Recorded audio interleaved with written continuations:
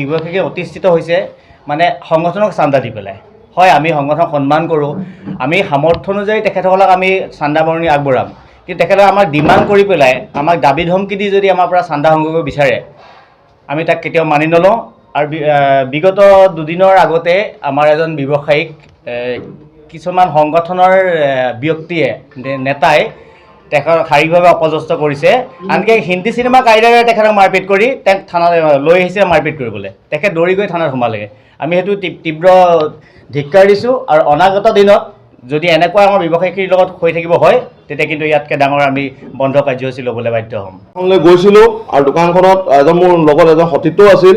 আমি যিহেতু দুজনে গৈছিলোঁ, তাত যিহেতু দোকান খোলা থকা দেখি আমি আলু ক্ৰয় কৰিব লৈছিলোঁ, তেতিয়া তেখেতসকলে কৈছিলে যে মালিক নাই, আমি এতিয়া দিব নোৱাৰোঁ। তেতিয়া ঠিক আছে আমি মানি ল'লোঁ, তাৰ মালিক নাই, কিন্তু মালিকজনে মোৰ ফোন নাম্বাৰ আছিল, মই ফোনো কৰিছিলোঁ, আনকি আপোনাৰ কল লিষ্টত চাব পাৰে। তাৰ পাছত যেতিয়া নাই বুলি কোৱাৰ পাছত তেতিয়া আমি লগালগ গুচি আহিলোঁ। গুচি অহাৰ পাছত তেখেতসকলে যেতিয়া দিব নোৱাৰোঁ বুলি ক'লে আমি গুচি আহিলোঁ। তাত গুচি অহাৰ পাছত যিহেতু এঙাৰপৰা চাৰিআলিত এখন মিঠাই দোকান আছে, মিঠাই দোকানখনত মই মিঠাই ল'বৰ কাৰণে তাত সোমাইছিলোঁ। সোমোৱাৰ পাছত দুজনমান অনা অসমীয়া আহি কথা নাই বতা নাই আহি মোক মাতি নিলে, মাতি নি পিনি নিম্নমভাৱে মোক প্ৰহাৰ কৰিছে। অভিজিত চাহু আৰু অমিতাভ চাহু, যে তেখেতসকলে মোক কথা নাই বতা আহি পিনি মাতিলে, তাৰপিছত কৈছে যে আমাৰ কৰ্মচাৰীক কিয় ধমকি দিবি। আমি ধমকি দিয়াই নাই, তেখেতে মালিক নাই বুলি কৈছে, মালিক নথকা আমি গুচি আহিছোঁ। আমি পুৱা 6 বজাৰ পৰা সন্ধিয়া 6 বজালৈ গোটেই ব্যৱসায়িক প্ৰতিষ্ঠানখিনি বন্ধ কৰাৰ আহ্বান জনাইছোঁ। ইতিমধ্যে আমাৰ পাটমগা ব্যৱসায়ী সন্থা, ইউনাইটেড চেম্বাৰ্ছ অফ কমাৰ্চ, বৃহত্তৰ চক বজাৰ সমিতি, গতিকে সকলোসকলে আমাক সমৰ্থন জনাইছে। আমি আশা কৰোঁ সকলো ৰাইজে আমাৰ ইয়াত সমৰ্থিত কৰিব। পাৰ্টিকুলাৰলি কোনো সংগঠনৰ নাম লোৱা নাই, কিন্তু গোলাঘাটত এনেকুৱা এটা সংগঠন হৈছে যিকেইটা সংগঠনৰ কোনো অস্তিত্ব নাই।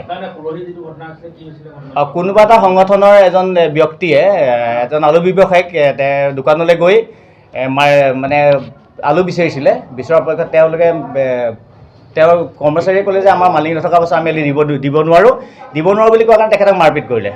তেখেতৰ দোকানৰ মালিক গ'ল, তেখেতকো বাটত লগ পাই তেখেতলোকৰ মাৰপিট হ'ল। মাৰপিট কৰি পেলাই তেওঁলোকক আকৌ মাৰিবলৈ এখন মাৰ্কেটলৈ লৈ আহিছিলে। তেওঁ যিজন ব্যৱসায়ীক প্ৰহাৰ কৰিছিলে তেওঁ দৌৰি গৈ থানাত সোমাওঁতে তেওঁ প্ৰাণ ৰক্ষা হ'ল। ব্যৱসায়ীৰ নাম অবিনাশ। আমি কোনো সংগঠনৰ নাম কোৱা নাই, এনেকুৱা অস্তিত্ব নাইকিয়া সংগঠন আমাৰ গোলাঘাটত জন্ম হৈছে। আমি সকলো সংগঠনক সন্মান কৰোঁ, আমি সাধ্য অনুসাৰে তেখেতক আমি দিওঁ, কিন্তু ইমানটো নহয় যে অতিষ্ঠ হৈ যাওঁ। আমাক অতিষ্ঠ কৰা হৈছে, আমাৰ ব্যৱসায়ীক অতিষ্ঠ কৰা হৈছে। কিছুমান ব্যৱসায়ী ইয়াৰ পৰা ব্যৱসায়ী যাম বুলি মানে তেওঁলোক বাধ্য হৈছে ব্যৱসায় এৰিবলৈ। যেতিয়া এজন ব্যৱসায়ী ওচৰলৈ যায়, ব্যৱসায়ী ওচৰলৈ যোৱাৰ লগে লগে কোনো ব্যৱসায়ীয়ে ডনেশ্যন নিদিয়াকৈ নাথাকে। এতিয়া গোলাঘাটত কিমানবিলাক ফাংচন হৈ আছে, সকলো ব্যৱসায়ী পইচাৰে হৈ আছে ধনেৰে, আৰু কিছুমান মানুহে যোনে পাৰে তেওঁলোকে ইণ্ডিভিজুৱেলি তাত কণ্ট্ৰিবিউট কৰে, কিন্তু মেক্সিমাম ফাংচন যিমানেই হওক ব্যৱসায়ী বজাৰখনৰ ওপৰতে মাৰ খায়। এতিয়া যদি কিমান দিব, এটা লিমিট আছে। এটা বজাৰৰ অৱস্থা অতিপাত বেয়া, আপোনালোকে দেখিছে বস্তুৰ দাম কিমান বাঢ়িছে। এইটো গোলাঘাটৰ ব্যৱসায় বঢ়োৱা নাই, এইটো অল অভাৰ ইণ্ডিয়াত বাঢ়িছে কাৰণে আমাৰ ব্যৱসায় বজাৰ অতিপাত বেয়া। বহুত দোকানী এনেকুৱা এটা অৱস্থা হৈছে বহনি নহয়, বহুত ডাঙৰ প্ৰতিষ্ঠান বিজনেছ বহনি হোৱা নাই। আপোনালোকে ভালকৈ মানে যদি আপোনালোকে ভালকৈ এনকুৱাৰী কৰে আপোনালোকে গম পাব যে বিজনেছৰ অৱস্থা কি। সেই বিজনেছৰ ওপৰত গৈ তেওঁ গৈ পইচা বিচাৰিব, যদি পইচা নিবিচাৰে মাৰোৱাৰী বুলি কয়, বিহাৰী বুলি কয়, বহিৰাগত বুলি তেওঁলোকক দম দিব। তেওঁলোকতো গাত লাগে। আজি 200 বছৰ আগতে বহুত আমি ইমান চিনিয়ৰ মানুহ গোলাঘাটত আছে, তেওঁলোকক এইটো বিহেভ কৰাটো আমি নিবিচাৰোঁ। এজ এ চিনিয়ৰ চিটিজেন, আমি চিনিয়ৰ নহয় যদিও গোলাঘাটত আমি সৰুৰ পৰা ডাঙৰ হৈছোঁ, আমি সেইটো সহ্য কৰি থাকিব নোৱাৰোঁ। গতিকে বহিৰাগত বুলি এটা ইটিকিং কৰি পেলাই এটা ভুৱা জাতীয়তাবাদী কৰি পেলাই মানুহজনক মেণ্টেল প্ৰেছাৰ দিয়াটো আমি সহ্য কৰা নাই। আৰু যিটো আমাৰ ডনেশ্যনৰ যিটো ধাৰা চলি আছে, সেই ধাৰাত কোনো মানুহে আমি অতিষ্ঠ হৈ গৈছোঁ। মোৰ ওচৰত ভিজুৱেল আছে, তেখেতসকলে মোক কোনো কথা নাই বতৰা নাই তাত প্ৰহাৰ কৰিছে।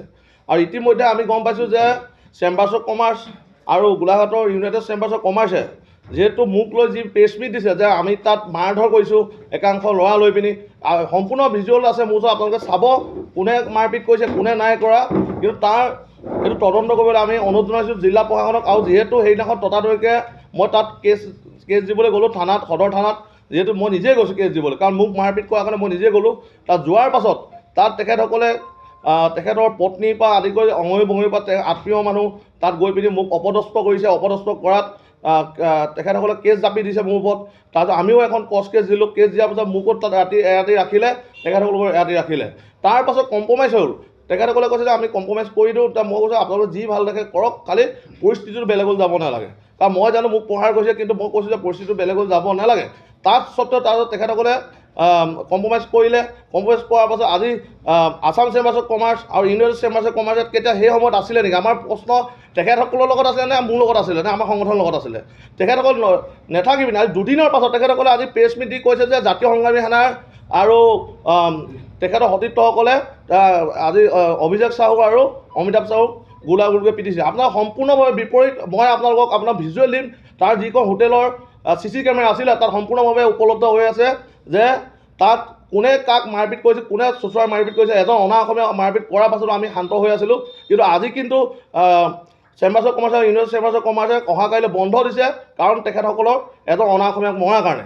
কিন্তু আমি সম্পূৰ্ণভাৱে আমি মৰা নাই, মাৰপিট কৰা নাই। তেখেতসকলে ক'ৰবাত যদি পৰি পিনি যদি দুখ হৈ পাইছে মই নাজানো। ততাতৈকে মই নিজে ইয়াত আহিছোঁ, তেখেতসকলক কেছ দিবলৈ আহিছে, মই আহিছোঁ। আৰু আজি আমি 11টাকৈ সংগঠন ইয়াত গোট খাইছোঁ। আমাক ন্যায় লাগে। এজন খিলঞ্জীয়া যুৱকৰ ওপৰত তেখেতসকলে নিৰ্মমভাৱে যি অত্যাচাৰ কৰিলে, সেইটো আমাক সম্পূৰ্ণভাৱে আমাক ন্যায় লাগিব।